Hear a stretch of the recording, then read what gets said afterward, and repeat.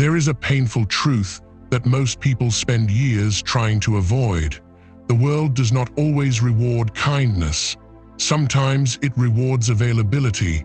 It rewards silence. It rewards those who apologize for taking up space. And before long, what once appeared to be generosity quietly becomes permission. Permission for others to interrupt your peace, ignore your needs, and expect more from you than they would ever expect from themselves. If this feels uncomfortably familiar, then this conversation was meant for you. Perhaps you have spent years believing that being a good person meant saying yes more often than you wanted to. Perhaps you convinced yourself that avoiding conflict was a sign of maturity.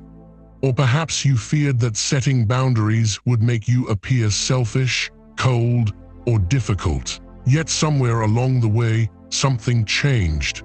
You noticed that the more understanding you became, the less understanding others seemed to be. The more patient you were, the more impatient people became with you. The more available you made yourself, the more invisible your own needs became. Think carefully. Have people truly become less considerate, or have you quietly taught them what they are allowed to expect from you? This is one of the hardest lessons in life because it forces us to confront an uncomfortable possibility. Exploitation rarely begins with cruelty. More often, it begins with permission, tiny permissions, harmless compromises, small moments when we silence ourselves to keep everyone else comfortable.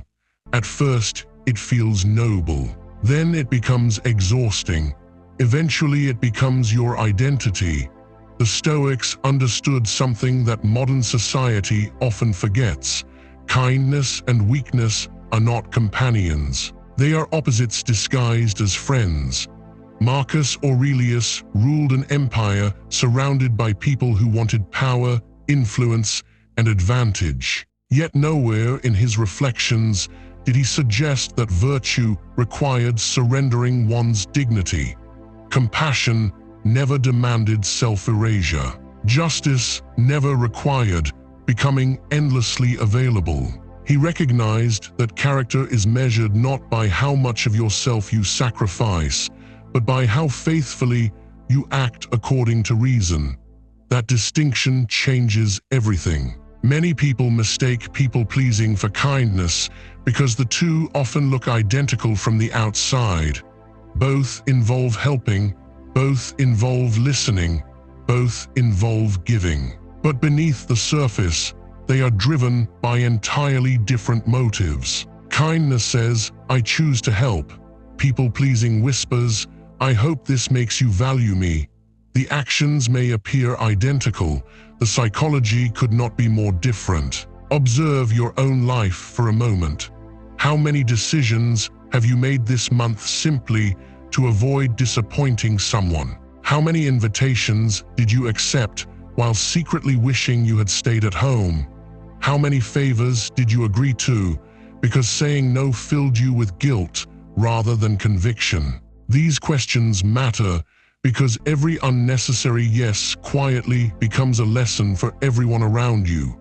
You are teaching them what access they have to your time. You are teaching them what they may expect from your energy. Most importantly, you are teaching yourself what you believe your own peace is worth. That lesson repeats until you decide to interrupt it. Seneca warned that we suffer more from our opinions than from reality itself. One opinion quietly destroys countless lives. If I stop pleasing people, they will stop loving me. Notice the assumption hidden inside that belief. It suggests that affection must be earned through constant accommodation. But anything that depends upon your endless sacrifice is not respect. It is dependency, and dependency has an endless appetite. It is never satisfied because it was never built upon genuine appreciation in the first place. The frightening part is that many people never notice this pattern until they feel completely depleted. They wake one morning emotionally exhausted without understanding why. They have careers they never truly wanted, friendships that feel strangely one-sided, families that mistake reliability for obligation, relationships where giving has become expected rather than appreciated. None of this happened overnight. It happened one small compromise at a time. #3 viral title options 1. ***, stop being nice. You're teaching people to use you ***2. The day you stop pleasing everyone, your life begins **3. What Marcus Aurelius knew about people-pleasing ***narration. There is a painful truth that most people spend years trying to avoid. The world does not always reward kindness. Sometimes it rewards availability, it rewards silence, it rewards those who apologize for taking up space. And before long, what once appeared to be generosity quietly becomes permission. Permission for others to interrupt your peace, ignore your needs, and expect more from you than they would ever expect from themselves. If this feels uncomfortably familiar, then this conversation was meant for you. Perhaps you have spent years believing that being a good person meant saying yes more often than you wanted to. Perhaps you convinced yourself that avoiding conflict was a sign of maturity. Or perhaps you feared that setting boundaries would make you appear selfish, cold, or difficult. Yet somewhere along the way, something changed. You noticed that the more understanding you became, the less understanding others seemed to be. The more patient you were, the more impatient people became with you. The more available you made yourself, the more invisible your own needs became. Think carefully. Have people truly become less considerate, or have you quietly taught them what they are allowed to expect from you? This is one of the hardest lessons in life because it forces us to confront an uncomfortable possibility. Exploitation rarely begins with cruelty. More often, it begins with permission, tiny permissions, harmless compromises, small moments when we silence ourselves to keep everyone else comfortable. At first, it feels noble. Then it becomes exhausting. Eventually, it becomes your identity. The Stoics understood something that modern society often forgets. Kindness and weakness are not companions. They are opposites disguised as friends. Marcus Aurelius ruled an empire surrounded by people who wanted power, influence, and advantage. Yet nowhere in his reflections did he suggest that virtue required surrendering one's dignity. Compassion never demanded self-erasure. Justice never required becoming endlessly available. He recognized that character is measured not by how much of yourself you sacrifice, but by how faithfully you act according to reason. That distinction changes everything. Many people mistake people-pleasing for kindness because the two often look identical from the outside. Both involve helping, both involve listening, both involve giving. But beneath the surface, they are driven by entirely different motives. Kindness says, "I choose to help." People-pleasing whispers, "I hope this makes you value me." The actions may appear identical. The psychology could not be more different. Observe your own life for a moment. How many decisions have you made this month simply to avoid disappointing someone? How many invitations did you accept while secretly wishing you had stayed at home? How many favors did you agree to because saying no filled you with guilt rather than conviction? These questions matter because every unnecessary yes quietly becomes a lesson for everyone around you. You are teaching them what access they have to your time. You are teaching them what they may expect from your energy. Most importantly, you are teaching yourself what you believe your own peace is worth. That lesson repeats until you decide to interrupt it. Seneca warned that we suffer more from our opinions than from reality itself.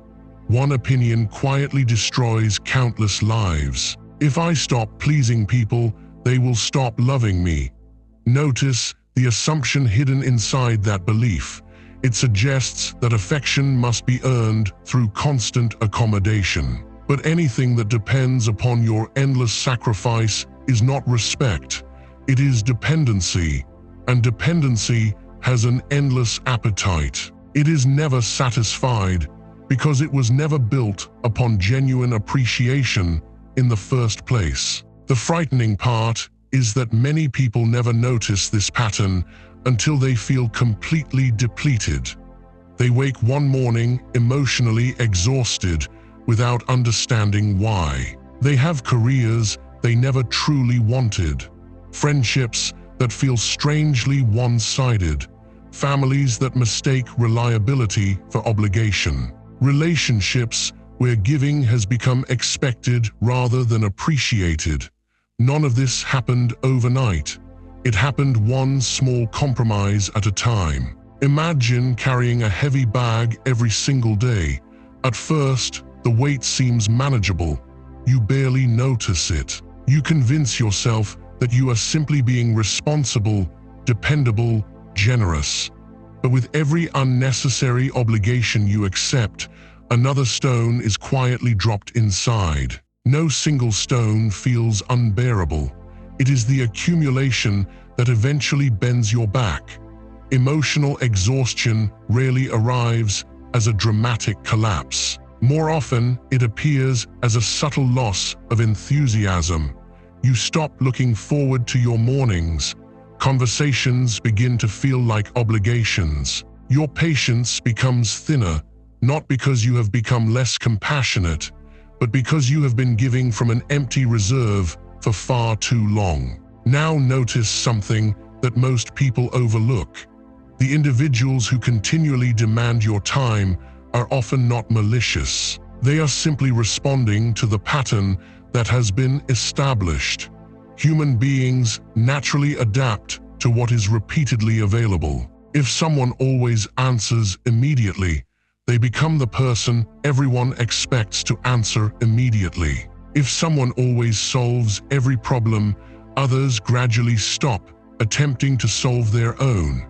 This is not always exploitation born from bad intentions. Sometimes it is simply the predictable consequence of habits that neither person consciously examined. That is why resentment can become so dangerous. The people around you may have no idea that every favor they request feels like another invisible burden. They believe they are asking because you have always appeared willing.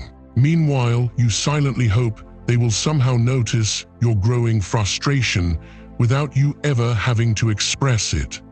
This silent contract exists only in your own mind. Epictetus repeatedly reminded his students that suffering often begins when we expect others to understand what we have never communicated.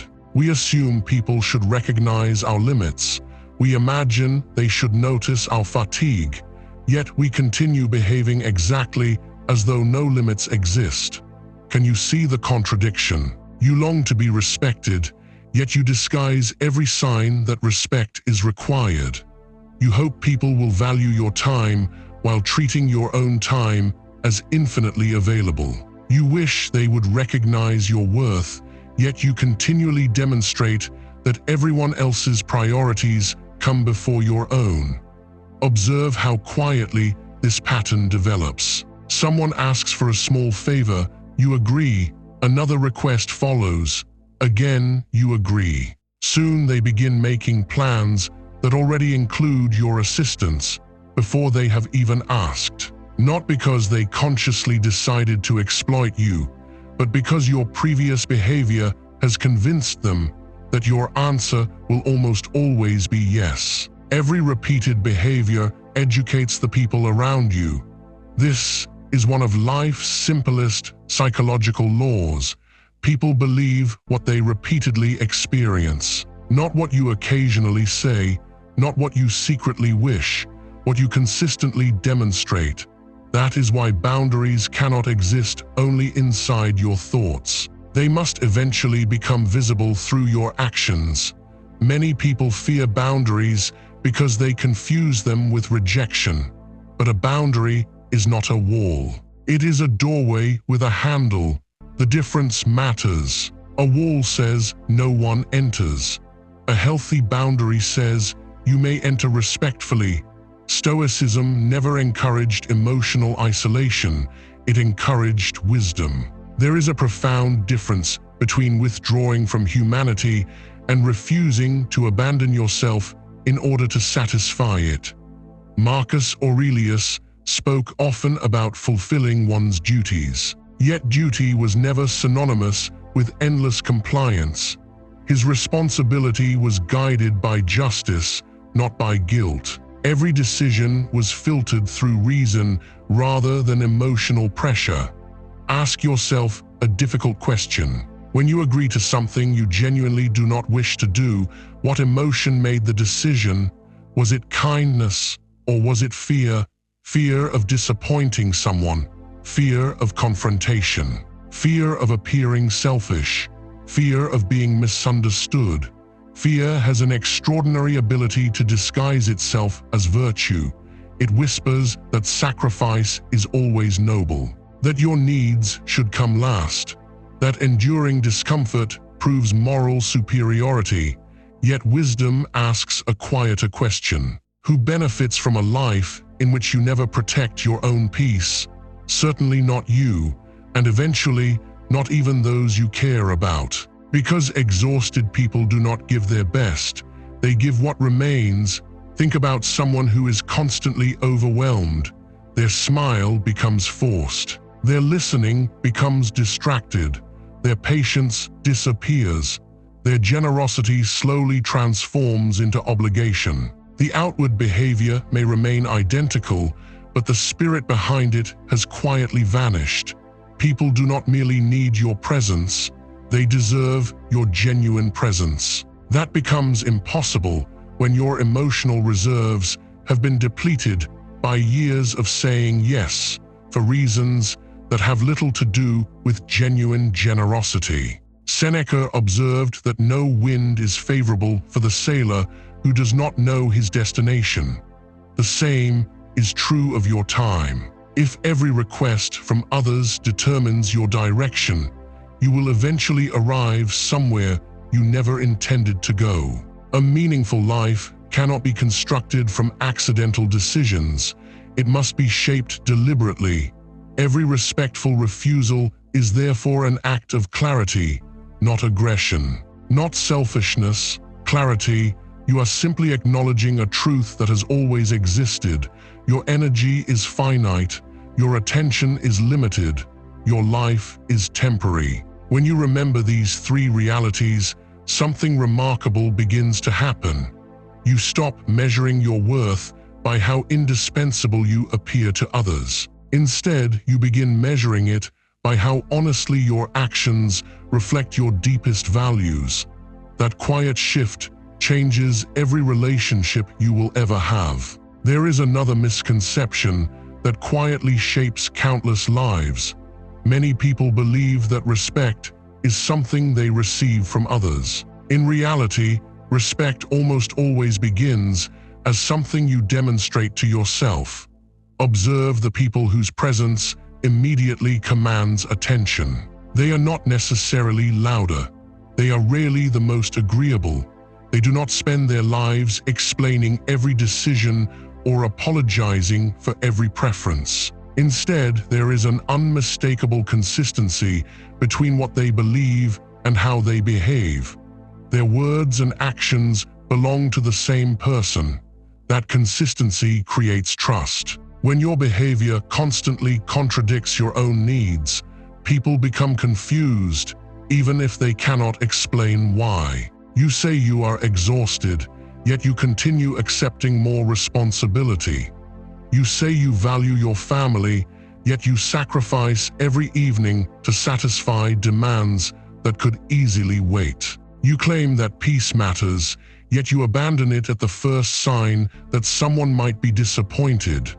Without realizing it, you teach others that your convictions are negotiable. If they are negotiable to you, why would anyone else treat them as permanent? Consider this. Imagine lending someone a treasured book. The first time they return it late, you smile and say nothing. The second time, the cover is bent.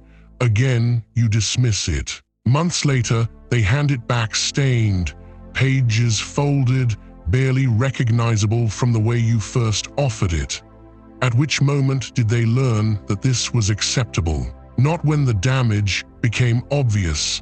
They learned it the first time you ignored what mattered to you. Life works in much the same way. Every time you overlook your own standards to avoid an uncomfortable conversation, you quietly redefine those standards. Soon you no longer recognize them yourself. This is why boundaries are not merely instructions for other people. They are reminders for you. They remind you of the kind of life you are trying to build. They remind you that your time is not an endless resource to be distributed according to whoever asks first. Most importantly, they remind you that your peace deserves protection before it requires recovery. Think carefully. Why do so many intelligent, compassionate people struggle to say one simple word? No, it is only 2 letters, yet for many, it feels heavier than any burden they carry. The reason has very little to do with language. It has everything to do with identity. Somewhere in childhood, many people absorbed an invisible lesson. Good people do not disappoint others. Helpful people are always available. Love must be earned. Approval must be maintained. Conflict must be avoided. These beliefs often remain unquestioned for decades. They quietly guide careers, marriages, friendships, and entire lives without ever being examined. But Stoicism asks us to question every assumption that governs our behavior. Epictetus believed that freedom begins when we distinguish between what truly belongs to us and what never did. Your choices belong to you. Your character belongs to you. Your judgment belongs to you. Someone else's opinion of those choices never has. This sounds simple. Living it requires courage. Because the first time you begin protecting your boundaries, something unexpected usually happens. Not everyone applauds. Some people become irritated. Others accuse you of changing. A few may even insist that you have become selfish. Notice the irony. The people who benefited most from your lack of boundaries are often the first to complain when those boundaries finally appear. Their discomfort does not necessarily mean you are doing something wrong. Sometimes it simply means the relationship was built upon expectations that are no longer sustainable. That can feel frightening. For a while, you may question yourself. You may wonder whether it would be easier to return to the person you used to be, the one who always agreed, always apologized, always accommodated. But ask yourself another question. Did that version of you truly experience peace or merely temporary approval? There is a profound difference. Approval is borrowed, peace is owned. Approval depends upon circumstances outside your control. Peace depends upon the alignment between your values and your actions. Marcus Aurelius understood this deeply. As emperor, he faced criticism regardless of the decisions he made. If he had attempted to satisfy every opinion, he would have governed nothing, not even himself. His example reminds us that leadership begins long before we lead others. It begins with governing our own impulses. The impulse to explain ourselves endlessly. The impulse to justify every refusal. The impulse to seek permission before honoring our own needs. Observe confident people closely, not the arrogant, not the boastful, the quietly confident. They rarely over-explain. They understand that a respectful decision does not become more valid simply because it is wrapped in lengthy excuses. A simple sentence often carries far more dignity. I won't be able to. I've already made other plans. That doesn't work for me. Then silence. Silence feels uncomfortable only because we are accustomed to filling it with apologies. Yet silence often communicates certainty more effectively than endless explanations ever could.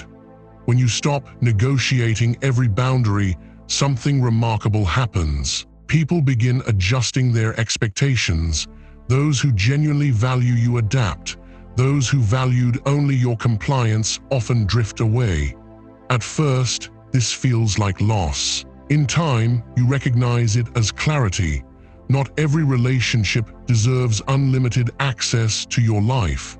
Not every request deserves an automatic yes. Not every expectation deserves your obedience. And perhaps the greatest surprise of all is this: the people who truly respect you rarely need convincing. They were simply waiting for you to respect yourself first. There is a moment that arrives quietly in every person's life. It does not announce itself with dramatic music or life-changing events. It arrives in an ordinary conversation. Someone asks for more than they should. You feel the familiar pressure in your chest. The automatic yes rises to your lips. Then, for the first time, you pause.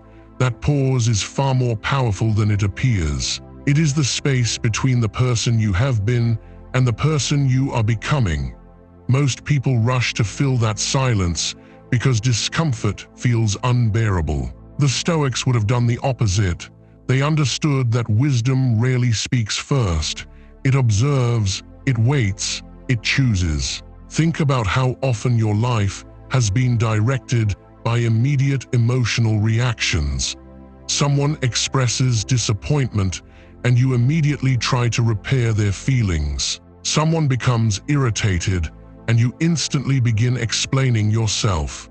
Someone questions your decision, and before they have even finished speaking, you are already defending it. Why? Because somewhere along the way, you began treating other people's emotions as though they were your personal responsibility. But they are not. This does not mean becoming indifferent. It means recognizing where your responsibility ends. If you speak honestly, with kindness and respect, another person's reaction belongs to them. You cannot carry every emotion they experience without eventually abandoning your own. Imagine a doctor performing a difficult operation. If the doctor became emotionally overwhelmed by every patient's fear, every family's anxiety, and every uncertain outcome, they would soon lose the calm judgment their profession requires. Compassion without emotional discipline eventually becomes paralysis. The same principle applies to everyday life. You can care deeply without carrying everything. You can love someone without rescuing them from every consequence. You can support another person without becoming responsible for every problem they create. Many people never learn this distinction. Instead, they become emotional caretakers. They monitor every expression, every message, every slight change in tone, constantly asking themselves the same exhausting question: what do I need to do to keep everyone happy? Notice how dangerous that question really is. It assumes happiness is something you can manufacture for another human being. It cannot. Every person carries an inner world that you neither created nor control. Marcus Aurelius reminded himself each morning that he would encounter difficult, selfish, impatient, and unreasonable people, not because humanity was hopeless, but because expecting perfection from others guaranteed disappointment. The wisdom hidden inside that reflection is profound. If difficult people are inevitable, then your peace cannot depend upon changing them. It must depend upon governing yourself. This is where genuine freedom begins. Not when everyone approves of you, not when every relationship becomes easy, not when every conflict disappears. Freedom begins when your inner stability is no longer negotiated by every external circumstance. Observe the ocean during a storm. The surface becomes violent. Waves crash in every direction. The wind appears to control everything. Yet deep beneath the surface, the water remains astonishingly still. The Stoics believed that the human mind could become like those deeper waters. The world above may remain unpredictable. People may misunderstand you. Some will praise you. Others will criticize you. Some will appreciate your kindness. Others will exploit it. None of these realities should determine who you become. Character cannot be outsourced. It must be cultivated from within. This requires a subtle but transformative change in perspective. Instead of asking, "How can I avoid disappointing people?" begin asking, "What is the most honorable response in this situation?" Those two questions often produce entirely different answers. The first is guided by fear. The second is guided by principle. Fear constantly changes according to circumstances. Principles remain steady. Seneca wrote that the person who lives according to reason cannot be compelled by either praise or blame. Pause for a moment and consider what that actually means. Imagine waking tomorrow completely free from the need to impress anyone. Imagine making decisions because they were right rather than because they were popular. Imagine offering kindness as a genuine gift instead of using it as currency to purchase acceptance. How different would your conversations become? How many unnecessary commitments would disappear? How much energy would return to your life? The answer is probably more than you realize. Because emotional exhaustion is not always caused by hard work. Often, it is caused by inner conflict, by constantly saying one thing while feeling another, by smiling when resentment is quietly growing, by pretending willingness when obligation has already replaced generosity. Eventually, the mind demands honesty. And if honesty is continually denied, the body often speaks instead. Sleepless nights, persistent tension, irritability that seems to appear without explanation, a deep weariness that no holiday seems able to cure. These are not always signs that life is asking too much of you. Sometimes they are signs that you have been asking too much of yourself. No human being was designed to become everyone's solution, nor were you placed here to become endlessly available at the expense of your own peace. The remarkable irony is that when you finally stop trying to be everything for everyone, you often become far more valuable. Your words carry greater weight because they are no longer automatic. Your generosity becomes meaningful because it is freely chosen. Your presence becomes more appreciated because it is no longer taken for granted. People begin to recognize that your kindness is a gift, not an obligation. And gifts are treasured precisely because they cannot be demanded. That is the difference between a life ruled by guilt and a life guided by wisdom. One is endlessly consumed. The other gives deliberately, speaks honestly, and rests without apology. There is one final illusion that deserves to be exposed. Many people spend years believing that if they give enough, sacrifice enough, forgive enough, and remain endlessly patient, one day the world will finally repay them with the appreciation they deserve. But life does not work like that. The world notices what you consistently accept far more than what you secretly hope for. If you continually neglect your own needs, people eventually assume those needs are unimportant, not because they wish to hurt you, because human beings adapt remarkably quickly to what becomes normal. This is why self-respect cannot remain a private belief. It must become visible through quiet, consistent action, not dramatic declarations, not emotional confrontations, simply small decisions repeated over time. Answering a message when you have the energy instead of the moment it arrives. Leaving a conversation that has become disrespectful without feeling compelled to win the argument. Declining invitations that conflict with your deepest priorities. Choosing rest before exhaustion forces it upon you. These actions may appear insignificant, yet they slowly reshape both your character and the expectations of everyone around you. Consider a tree growing in an open field. Its roots disappear beneath the earth, unseen by anyone passing by. From the outside, all attention is given to its branches, its leaves, its height, its beauty. But the tree survives storms because of the strength no one ever sees. Your boundaries are those roots. They are invisible to most people. They receive little praise. Yet they determine whether you remain standing when life's storms inevitably arrive. Without them, even the strongest-looking person eventually collapses beneath pressures they were never meant to carry alone. This is why the Stoics placed such importance on the inner life. They understood that external appearances could be deceiving. Someone might seem endlessly successful while privately living in fear of disappointing everyone around them.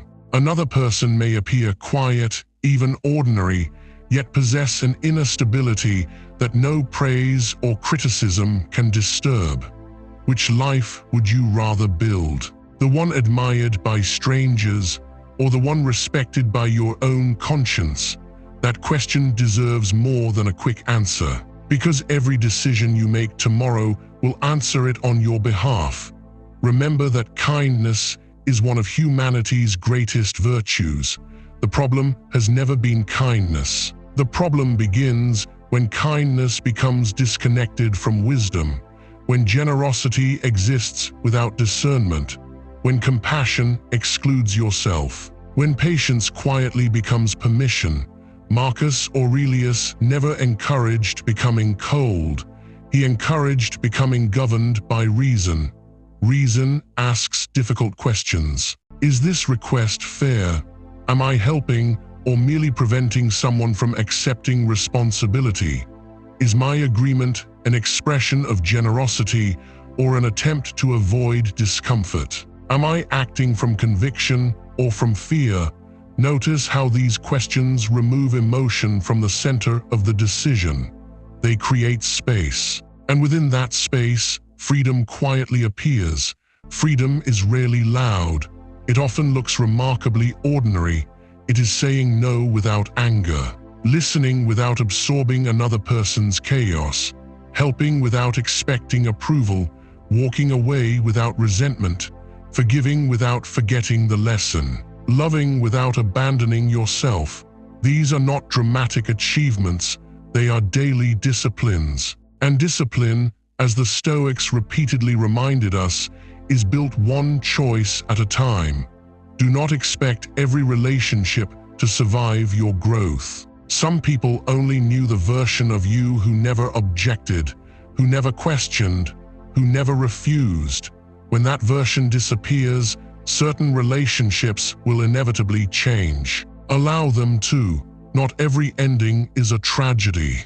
Some endings simply reveal that the relationship depended upon a version of you that could not continue to exist without sacrificing your peace. The people who genuinely care for you may need time to adjust. Give them that time. Respond with patience. Speak with kindness. Remain respectful. But do not mistake temporary discomfort for evidence that you have made the wrong decision. Growth often feels uncomfortable, not because it is harmful, but because it requires abandoning habits that once felt safe. As this journey continues, you will notice something unexpected.